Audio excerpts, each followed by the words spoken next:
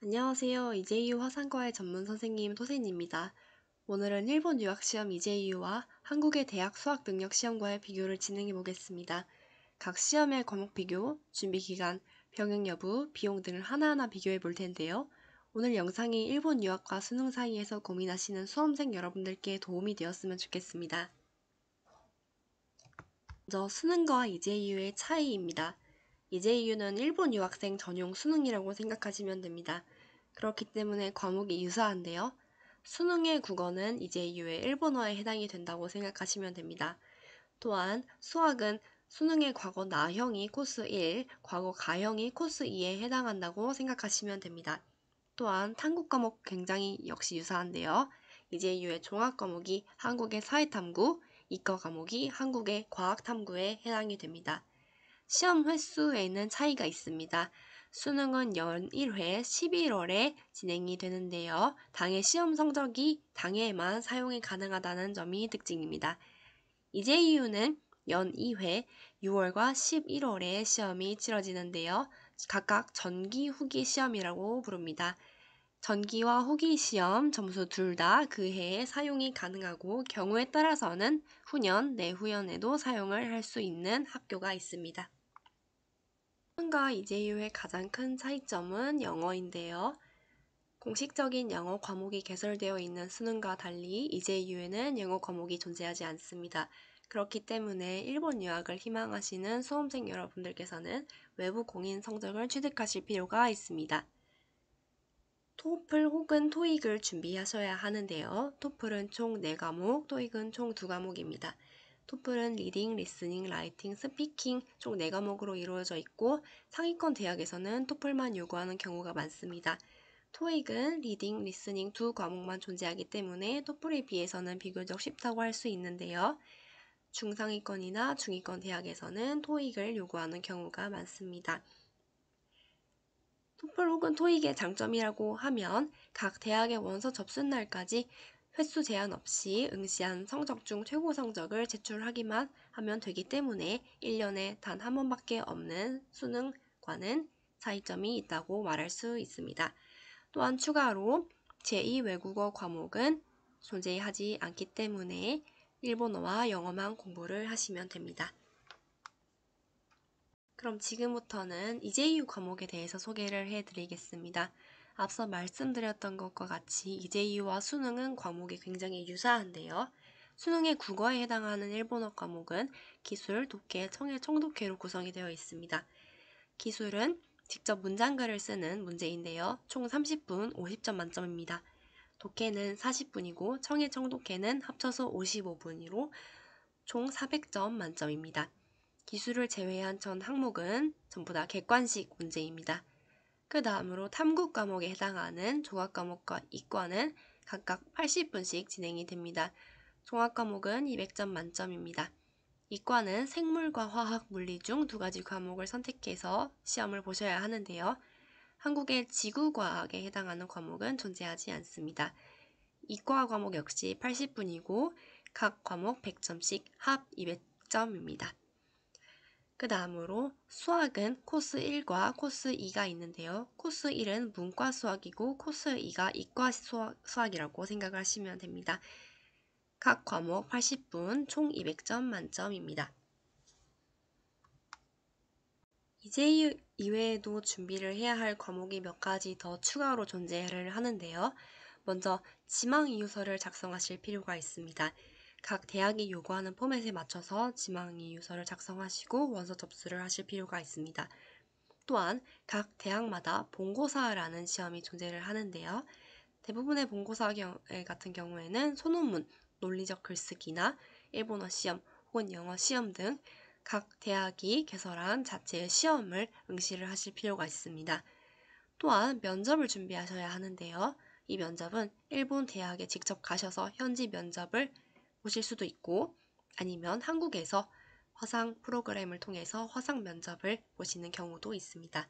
그렇기 때문에 이제이유 시험이 끝난 후에도 지망이유서, 본고사, 면접, 수업을 수강을 하실 필요가 있습니다.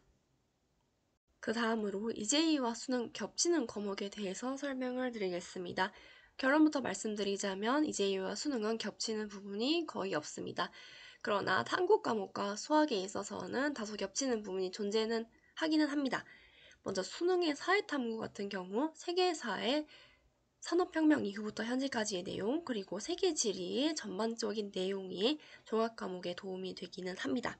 그러나 기타, 생활과 윤리, 사회문화, 법과 정치, 경제, 한국지리 등은 도움이 전혀 되지 않습니다. 마찬가지로 수능 과학 탐구도 도움이 되는 부분이 있기는 있습니다. 명칭이 동일한 과목이 수능에도 이재유에도 존재를 하죠. 생물, 화학, 물리 이 세 과목은 겹치는 부분이 있기는 하지만 출제 방향과 범위가 다르기 때문에 맞춤형 공부가 필요합니다. 참고로 한국의 지구과학 과목은 이재유에는 존재하지 않습니다. 그 다음으로 수학 코스 1 문과 수학과 수학 코스 2 이과 수학 역시 수능과 내용이 겹치는 부분이 있기는 하지만 범위와 출제 방식이 다르기 때문에 각각에 맞는 공부 방법을 택하셔야 한다고 말씀을 드리도록 하겠습니다. 한마디로 이재유와 수능 겹치는 부분이 있기는 하지만 각각의 시험에 맞는 공부법은 다르기 때문에 둘 중 하나만 선택을 하셔서 가셔야 한다라고 말씀을 드리도록 하겠습니다. 그 다음으로 수험생 여러분들께서 많이 하시는 질문 중에 하나가 이재유와 JLPT의 차이, 이재유를 공부하면 JLPT를 공부하지 않아도 된다? 이런 류의 질문을 굉장히 많이 받는데요. 먼저 결론부터 말씀을 드리자면 이재유 공부와 JLPT 공부는 무조건 병행을 하셔야 합니다. JLPT 시험은 일본어 능력 시험이라는 시험이므로 원서 접수 시에는 잘 쓰이지 않는 경향이 있습니다. 그러나 원서 접수 시에 요구하는 몇몇 학교가 존재하기 때문에 취득을 해 두시는 게 좋겠죠. 그 다음에 난이도에 대해서 설명을 드리자면 JLPT N1보다 더 어려운 시험이 이재유라고 생각을 하시면 됩니다. JLPT는 단독 지식을 묻는 문제로 기술 문제는 존재하지 않습니다. 반면에 이재유는 종합적인 사고력을 묻는 문제가 출제가 됩니다. 한마디로 JLPT 공부가 이재유 공부고 이재유 공부가 JLPT 공부입니다. JLPT 성적을 원서 접수 시에 쓰지 않는다 하더라도 대학 내에서 장학금을 신청하거나 자격을 증명을 할 때에 자주 쓰이게 되므로 이재유 공부를 하시는 그 기간 내에 JLPT N1을 최대한 같이 빨리 따두시는 게 좋습니다. 다음으로 수능과 이재유 준비 비용에 대해서 설명을 드리도록 하겠습니다. 결론부터 말씀을 드리자면 수능을 준비하는 데 들어가는 비용과 이재유를 준비하는 데 들어가는 비용은 거의 동일합니다. 수능 같은 경우에는 인터넷 강의, 패스 등 독학 가능한 다양한 커리큘럼이 있기 때문에 패스를 잘 활용을 하신다면 조금 더 저렴하게 공부를 하실 수 있겠죠. 전과목 패스도 존재를 하고 개별 인터넷 강의도 다수 존재를 하는 상황입니다. 그러나 이재유 같은 경우에는 인터넷 강의가 부족하기 때문에 독학이 거의 불가능합니다.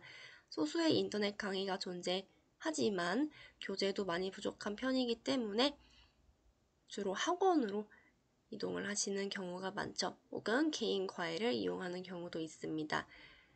수능 같은 경우에는 만약에 학원이나 과외 지수종합반 등을 수업을 수강을 하신다고 하면은 전과목 기준 월 평균 100만원에서 200만원 사이에 돈을 투자를 하시게 된다고 생각을 하시면 되고 이재유 역시 비슷합니다.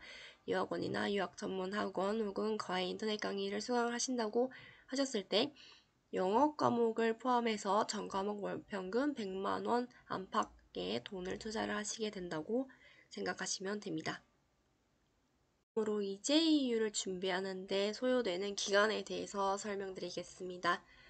일본어는 최소 1년을 생각하셔야 합니다. 1년 열심히 공부하신다면 대학 원서를 접수하실 수 있을 정도의 실력에 도달을 충분히 할 수 있습니다. 그러나 상위권 대학의 경우에는 1년 이상을 생각하셔야 하는데요. 그 이유는 이재유 일본어 과목 이외에도 종합과목 혹은 이과, 영어, 수학 과목을 공부를 하셔야 하기 때문입니다. 전 과목을 다 하시게 된다면 1년 혹은 2년 정도의 시간이 소요가 되지만 만약에 영어와 수학 성적이 원래 좋은 경우에는 그보다 더 단축이 될 수가 있습니다.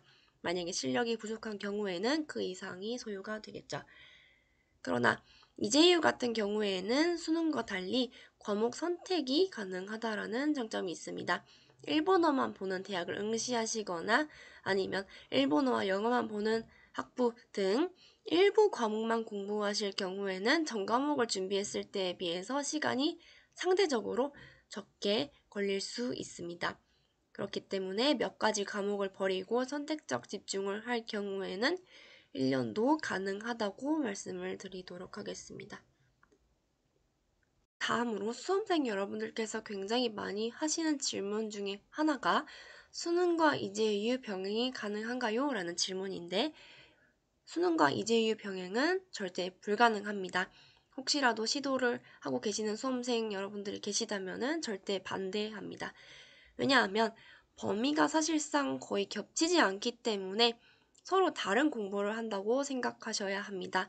또한 두 시험은 서로 성적이 호환이 되지 않을 뿐더러 각 대학, 한국 대학 그리고 일본 대학에서 수능과 이재유를 반영을 바꿔서 하거나 하는 경우는 존재를 하지 않습니다. 그리고 공부량 역시 무시 못할 부분인데요. 수능 전과목과 이재유 전과목은 절대 병행이 불가능한 양입니다. 서로 다른 시험 두 개를 동시에 준비하는 것과 동일하다라고 생각하시면 됩니다. 그러나 예외가 존재하는 경우도 있습니다. 수능 점수를 반영하는 극소수의 일본 대학 학부가 존재하기는 합니다. 개유 문학부 같은 경우에는 수능 성적 그리고 일본어 성적을 포함해서 원서 접수를 할 수 있도록 개설을 해놓은 전형이 있기는 하지만 대부분의 일본 대학교에서는 수능 점수를 요구하지 않습니다. 마지막으로 이재유 시험을 준비하시는 수험생 여러분들께 도움이 될 만한 정보를 하나 더 소개해 드리도록 하겠습니다. 오늘 이 영상을 제작한 선생님은 이재유 화상과외 전문 선생님 도센이라고 합니다. 저는 화상과외를 전문으로 하는 선생님인데요. 지방에 거주하는 학생이기 때문에 일본 유학에 관련된 정보를 얻기 힘들거나 학원으로 통학하기 어려운 친구들을 위해서 제가 화상과외를 담당을 하고 있습니다. 저의 수업은 맞춤형 플랜 설계 그리고 수업 및 숙제 내용을 구글 문서로 기록하고 모든 교재를 구매할 필요 없이 구글 드라이브에 업로드를 해주고 그리고 집에서 편안하게 구글 미트를 통해서 수업을 받아보실 수 있게 한 한마디로 새로운 형태의 이재유 수업이라고 할 수 있습니다. 혹시라도 저의 수업에 관심이 있으시다라고 하신다면 언제든지 상담에 응해드리도록 하겠습니다. 또한 토센이 이재유를 준비하는 수험생 여러분들을 위해 무료 컨설팅 이벤트를 진행 중입니다. 일본 유학 무료 30분 컨설팅이라는 이벤트를 진행 중인데요.